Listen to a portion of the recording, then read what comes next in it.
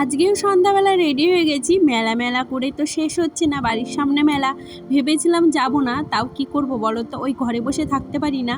আর কি বলো তো, আজকে মেলায় গিয়ে যে কি ঠকে গেছি সেটা। আর ভয়েসটা দিচ্ছিলাম আর কপিরাইট পড়বে বলে তাই দিলাম না, কেন এতটা আওয়াজ। এসে এমনি চলে এসেছি পানের দোকানে। না না, আমি পান খাই না। পানটা খাবে আমার যা, আমাকে ধরে বেঁধে নিয়ে এসছে। আমাকেও খেতে বলছিল, বাট আমি খাই না। এ দেখো, আমার জায়ের কিন্তু পানের নেশা ভীষণ। মানে কোথাও গেলে না আমার যা পান খায়। আর বোনও এসছিল ফাংশন দেখতে। কালকে থেকে অ্যানাউন্সমেন্ট হয়েছে ফাংশন হবে, বাট দেখছি কিচ্ছুই হয়নি। আর আজকে লোকজনও কম। আমি একটু গরম গরম ঘুগনি খেয়ে নিচ্ছিলাম। আর আমি মেলায় এলে প্রতিদিনই জানো তো ঘুগনি খাই। মানে ঘুগনি খেতে ভীষণ ভালো লাগে। আর এতটা গরম ছিল, এখানে দেখছি সবাই মিলে ডান্স করছে, এমনি গান হচ্ছে আর ডান্স করছে। কি আর করব, কিছুক্ষণ দাঁড়িয়ে থেকে বাড়ি চলে গেছি। আবার আমি ফিরে এসেছিলাম একটু ডান্স করতে। এই যে বোনও বাড়ি চলে গেল টাটা করে। সেদিন আর ভিডিও করা হয়নি। পরের দিন সকালবেলা এই যে মাছ কিনেছিলাম।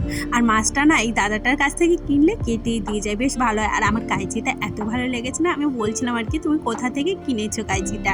আর কি বলো তো, এরকম মাছ কেটে দিয়ে গেলে না একটু ঝামেলা চলে যায়। আর এখন দেখি ও মাছ আনে, বেশ কেটেই আনে। কিন্তু কাটাটা আমার ভীষণ ভালো লাগছিল। যেগুলো আমি একেবারে পিস করেই দিতে বলেছিলাম, যাতে আর আমার পরে হাত না লাগাতে হয়। আর কি বলতো, পিসগুলো বেশ ভালোই করেছিল, সবারই মোটামুটি হয়ে গেছিলো। আর কি বলতো, অনেকটা ঝামেলা আর কি সকালবেলা চলে যায়। আর এই যে ফ্রিজ থেকে কতগুলো ধনেপাতা বের করেছি, তার যে কী অবস্থা। আর কি ফ্রিজে রাখলেও যে এরকম নষ্ট হয়ে যায় আমি জানতাম না। আর কী করে রাখলে এটা ভালো থাকে, প্লিজ কমেন্ট করে একটু জানিয়ে তো কেউ যদি জেনে থাকো।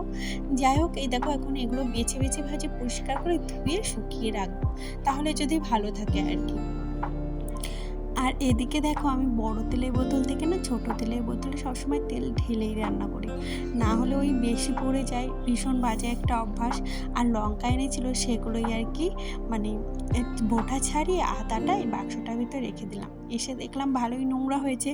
এই ঝুলনের চক্করে না আর আমার পরিষ্কার করা হচ্ছে না কদিন ধরে। দাদা বৌদি এসেছিলো, সবাই এসেছিলো, অনেক কিছুই রাখা হয়েছে। দেন সবজি টবজি সব একেবারে গুছিয়ে আর কি রেখে দিলাম। ভাবলাম একেবারে ফ্রিজটাও পরিষ্কার করে দিই একটু উপর থেকে, তাহলে টাইম করে আর অন্য সময় পরিষ্কার করতে হবে না। আর আজকে না আমার একটু রান্না করতে ইচ্ছা করছিল না, কেন জানি না।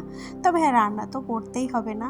এই হয় মাঝে মাঝে আমার না, মাঝে মাঝে হয় কিছুই কাজ করতে ইচ্ছা করে না, মনে হয় চুপচাপ ভাত পা গুটিয়ে বসে থাকি। এরকম কেন হয় বলো তো?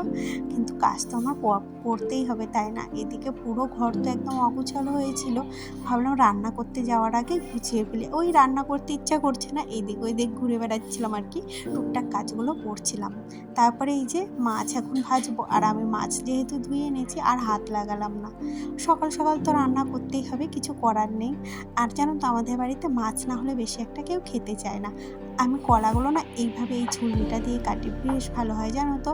তোমরা যদি কেউ না জেনে থাকো, এটা কিন্তু ট্রাই করতে পারো, ভীষণ ভালো জানো তো। এতে না তোমার মানে যেই খোসাগুলো সেগুলো কমও ছড়িয়ে, মানে সবজিটা বেশ ঠিকঠাক ছোলা হয় আর কি।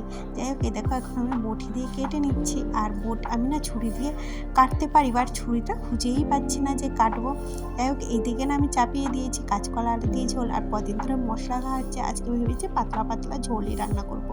আর এইদিকে দেখো, কথা বলতে বলতে কিন্তু রান্না হয়ে গেছে। আর ওইদিকে দেখছি ঝমঝমি আজকে বৃষ্টি শুরু হয়েছে। কি বলতো, বৃষ্টির জলে আমি ভেবেছি একটু ভিজবো, যেহেতু স্নান করা হয়নি। আর কিছু জামা কাপড়ও রেখে দিয়েছি, সেগুলো আর কি কাচবো। যাই হোক, এইদিকে দেখো ঝমঝমি বৃষ্টি নেমেছে। আর আমার তো ভীষণ ভালো লাগছিল ভিজতে আর কি। যাই হোক, এদিকে কিছু জামা কাপড় ছিল। আর আজকে না বৃষ্টিটা বেশ জোরেই পড়ছিল। আর এই যে আমার যা কটা ধনেপাতায় গাছে নেড়েছিল, এগুলো দেশি ধনেপাতা নাকি, এগুলো আমার চা আমাকে বলেছে লাগিয়ে দিতে। আমি ভালো উঠোনে এক কোণে লাগিয়ে দিই, অনেকটা জায়গা জুড়ে হলে পরে টবে লাগিয়ে দেবো। আসলে টব আমার কাছে এক্সট্রা নেই এখন, না হলে আমি টবেই লাগাতাম।